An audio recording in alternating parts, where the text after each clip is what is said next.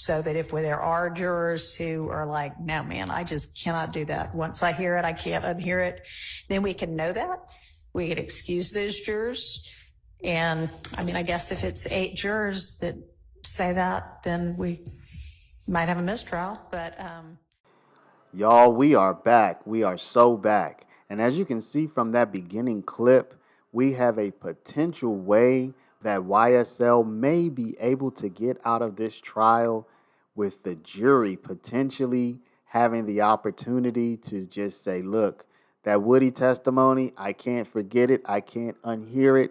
And if enough jurors, I think the number is 8, if enough jurors say, I just don't think I'm going to be able to unhear that Woody testimony, I don't think I'm going to be able to forget it, this could turn out to be a mistrial. We'll see that full clip a little later, but first we're going to start with the clip from yesterday, where you're going to see the judge tell the prosecution that they need to produce certain evidence, and DA Love said she would produce it over to the defense by 9 p.m. And then we're going to go right into today, and you can probably already guess whether or not her team was ready, whether they had already done what they said they were going to do. And really, y'all, today was just marked by a lot of lack of preparation. I would say that the prosecution side was certainly unprepared a lot more. But overall, this trial just does not seem like it's ready to go forward. It does not seem like it's ready for the jury to return. And frankly, who knows what's going to happen once the jury comes back. So today I'm not going to do a lot of commentary. I'm just going to let the clips flow. But one last thing to note, as you can see, the chat is included. So if you are on your phone and you pinch to zoom in, you can read the crazy, hilarious chat as you go along. So I hope you enjoy. But are there other witnesses that, assuming Mr. Copeland does not testify, that we would reach next week whose evidence we have to hash out? Yes. Mr. Sledge is the other person that I, okay. But his interview is smaller. Okay. And when can you get the more detailed information? This was supposed to be here today. So can I, will the court just, so may I send to the court or to defendants into the court by 9 o'clock tonight? So everything that I have compiled. Can you just send right now?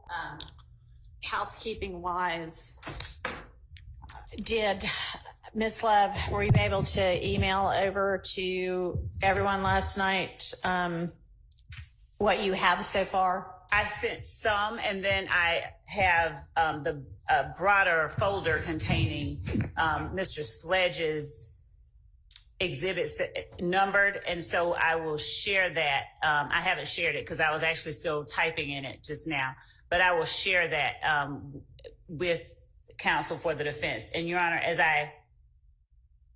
I look towards next week, it would be Mr. Sledge before Mr. Zachary. Okay.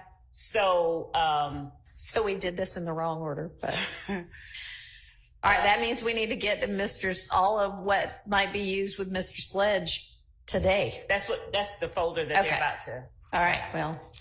And it's not, not voluminous. I don't consider it voluminous, okay. But it's not. Okay. So I'm going to drop that. All right, so go ahead and send that now. And then we've got to sort out potential jury instructions for when they come back today. We're not going to have court on Friday. Yeah, okay. So yes, but understood. It's not necessarily all in. It is just going to depend upon the reason it's being offered. And just as with whatever the reasoning for the phone call, and I'm not going to say this as to every little piece of evidence. This just needs to be how y'all operate going forward. At the point in time when you anticipate, oh, I actually am going to use this. I didn't think so before, but now I am, or whatever. You tell them so that all of us don't have to be scrambling. Okay.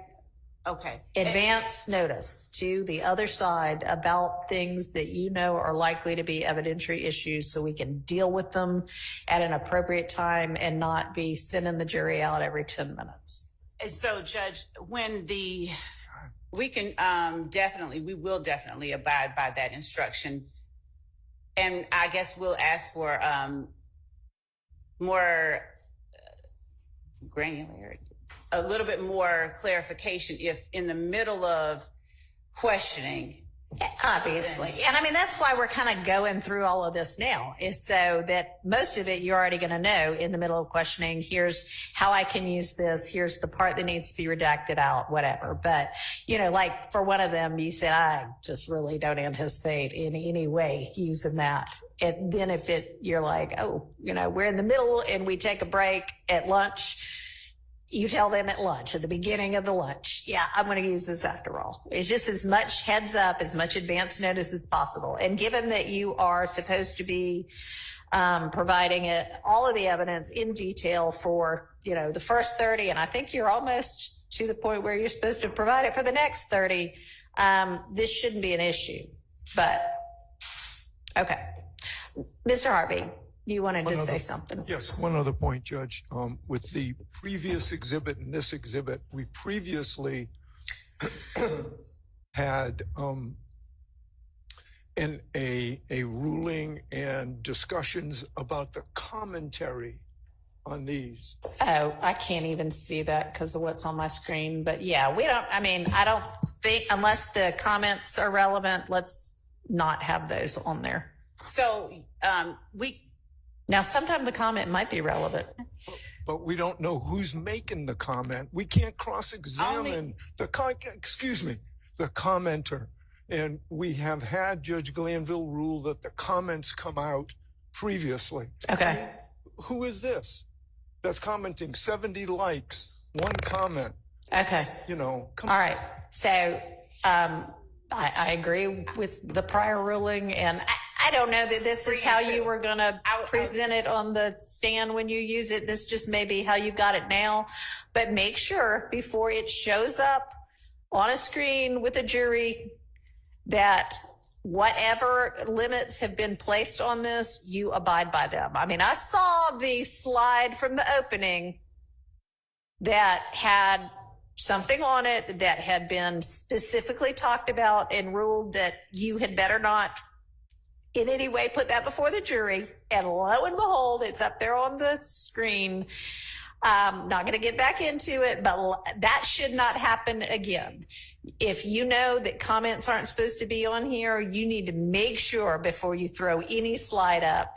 And I'm not saying that this was how you were going to use it. I know you're just giving this to us right now, but just make sure everything is clean to the way that it is supposed to be. Okay.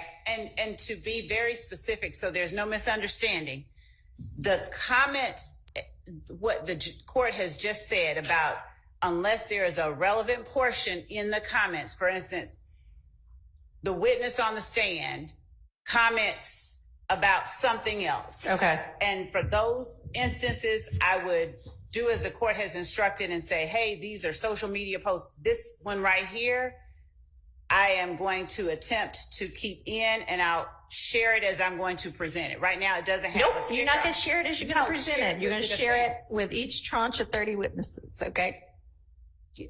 If you know oh, somebody has this incredibly, damaging, I want to use this comment, I'm going to use it with this witness. Tell them as you're going through your tranches of each 30 witnesses. Okay. Yes.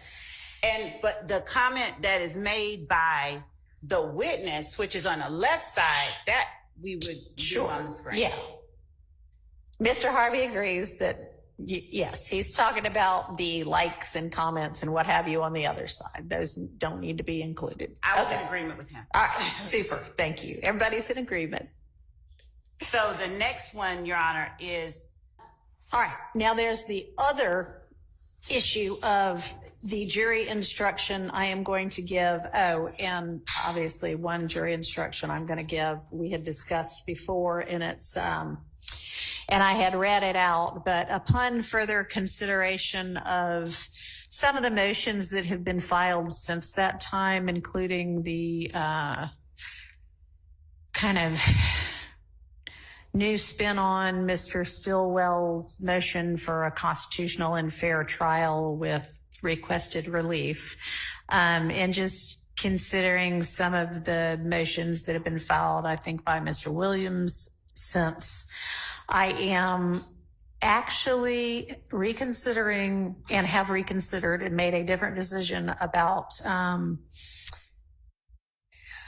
at one point I had said I was going to just say disregard any comment about any of the actions of the lawyers. And I'm going back to the proposed instruction with that. And I'm going to say that may have been disparaging of any of the lawyers in this case, because I mean, it is a fact that on the record, some things were said about certain defense counsel that anybody who's an attorney would consider disparaging, unprepared, and unprofessional. So I'm going to address that and seek to cure that by just using that actual word. So that has changed with regard to my just general opening instructions about being the new judge on the case. All right, now, one other thing that I propose to do, because we're telling them there's this chunk of testimony from a couple of days that y'all need to ignore entirely, disregard entirely, don't give it any consideration. What I propose to do in addition to instructing them on that is to then do some version of, and Ms. Pursfield found a case that was pretty recent where a court had done this when they were having to say, ignore all that evidence, disregard it. They actually kind of said, and if there is anybody who thinks they can't, let me know. And I would propose to do that whenever I give this instruction, so that if there are jurors who are like, no, man, I just cannot do that. Once I hear it, I can't unhear it. Then we can know that. We can excuse those jurors.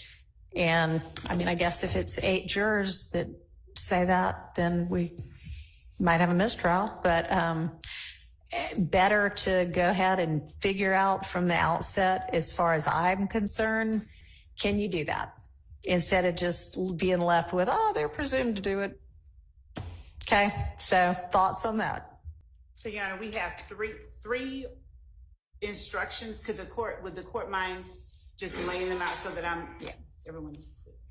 So I think the most challenging one is going to be any sort of a 105-ish limiting instruction on how they are supposed to consider evidence as to the RICO count versus as to the substantive count of the indictment that might be an overt act alleged in furtherance of the conspiracy, which I assume, like, for instance, a few of these defendants, but not all of them, are charged with the Donovan Thomas murder. I assume the Donovan Thomas murder is an overt act in the RICO count.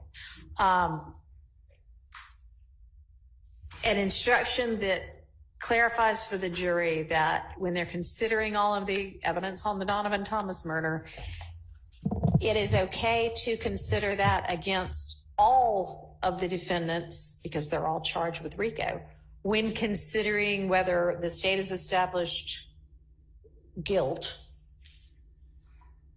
their guilt on count 1, each individual defendant's guilt on count 1.